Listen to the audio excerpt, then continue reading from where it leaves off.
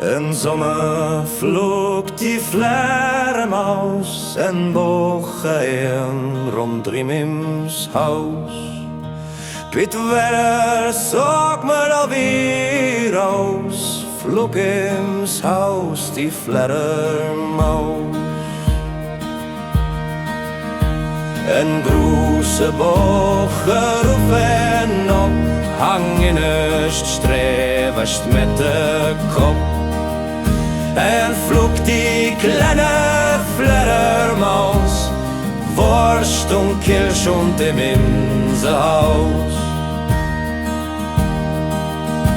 Wie oft ich mich da gebucht, wann sie noch im Falter sucht. Ich dacht, sie landet auf meinem Kopf, bei ihren Woche offen ab. Doch niemals hat die Fledermaus im Eid gestreft beim Flug ins Haus. Da war sie's ganz weit voraus, die kann sich auch bei Nacht aus.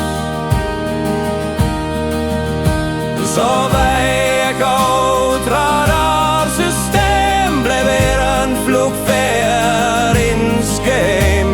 En deshalb flog die Fledermaus so elegant im Inselhaus.